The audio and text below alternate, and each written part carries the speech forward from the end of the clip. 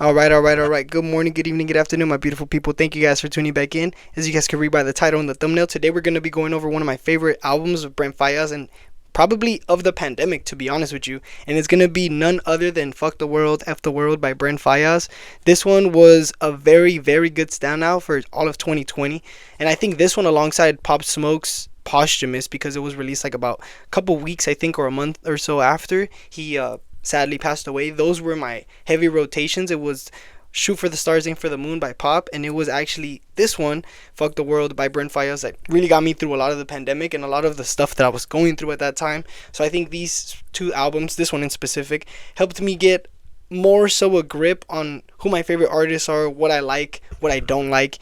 And I think the grittiness, the ambiance that he produces, that braggadociousness that he exudes on a lot of tracks, they not only have gone on throughout the entirety of his career, but they were prevalent even before, I would say, this specific tape. So as we can see, Saunderson came out beforehand and Lost came out, and I thought those two EPs from him were very good. I really like Talk to You by him off of the Saunderson, and alongside, I also really enjoyed Why Is It So Hard? Why Is It Hard? Why Is It So Hard for him off of Lost. And I thought those two specific tracks, they were showing different sides of the coins that I liked from him, but he not only did that better, but he also did like a little chipmunk pitch up, pitch down, which he experimented a lot on this specific album or EP, whatever you want to call it. And I thought that if he continued that, it would be better. And we saw a lot of great tracks such as Larger Than Life, with EPs such as like Tim's intro track on that specific one. It was very well done. You get to even see Tommy Richmond and his influence on the music game now.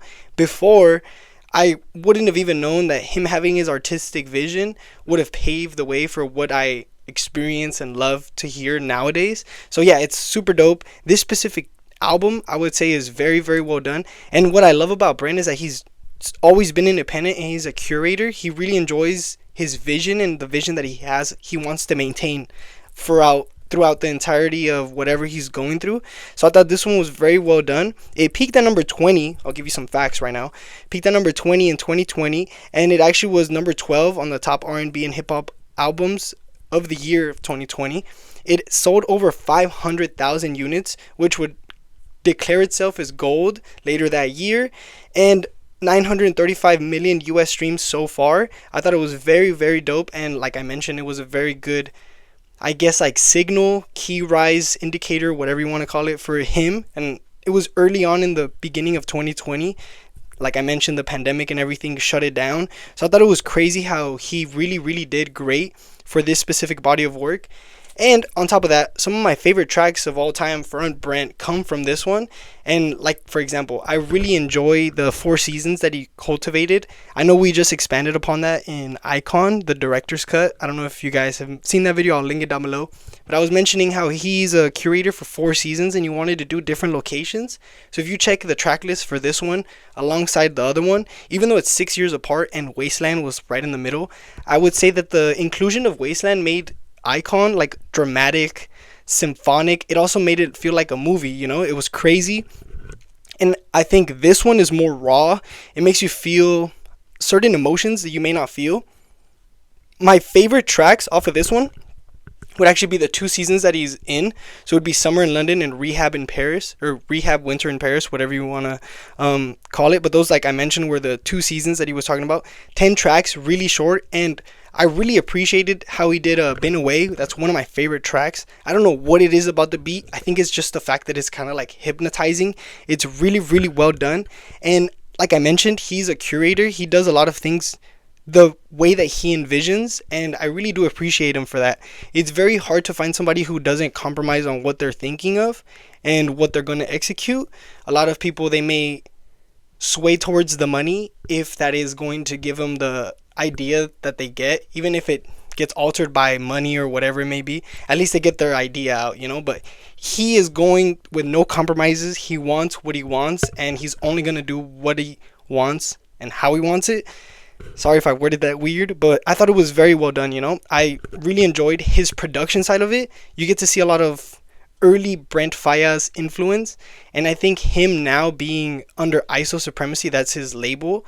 I thought it was very well done because now we get to see, like I mentioned, Tommy Richmond, and Million Dollar Baby was a great success. And I think kind of like how ASAP Rocky has Og is like a little, like a curation, if you want to call it.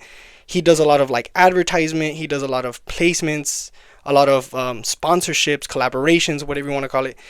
And I think the same thing is going to be translated for the next few years, I would want to think, for Brent Faiyaz.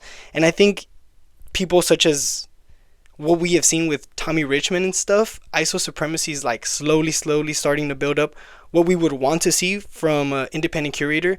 I am very baffled because like I really enjoy independent curation. I am an independent curator myself. I love Young Dolph, Nipsey Hussle, and I think having people like that are very good in the community. They help a lot of people see what they can do, and not only what they can do, but they can achieve more than what they even thought that they could do. So I thought that was very well done.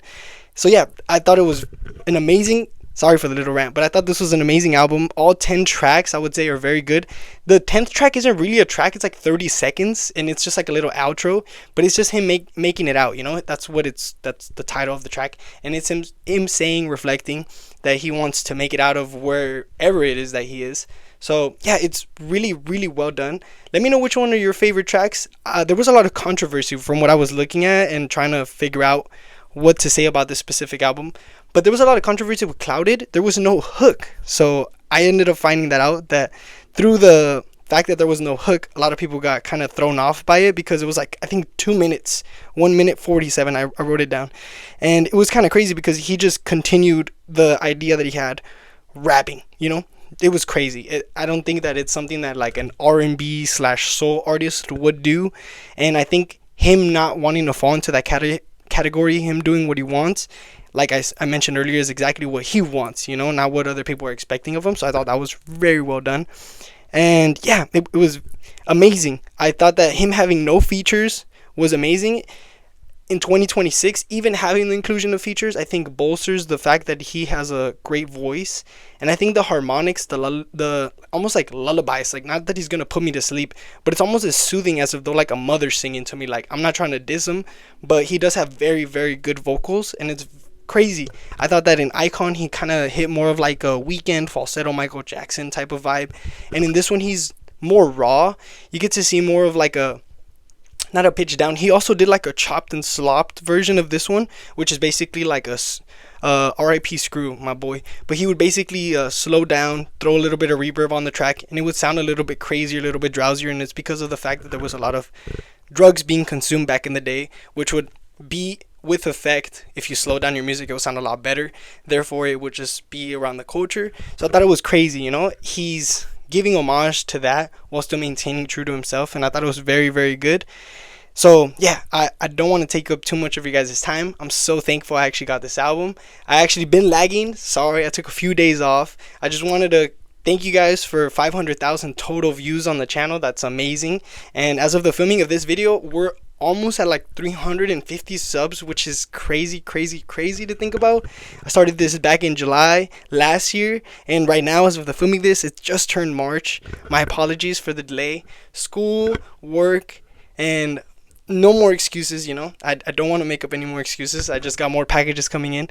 It's up to me to continue to just deliver to you guys, and I really appreciate you guys always taking time out of your day, coming here, tuning in with your boy, whether you're at lunch, whether you're at home. I really appreciate it, and I really want to thank you guys from the bottom of my heart. I hope you guys have a wonderful rest of your day, and I'll see you guys in the next few days. I'm trying to crank out like 2 or 3 videos. Hopefully they come out well. I love you guys. Take care. Deuces.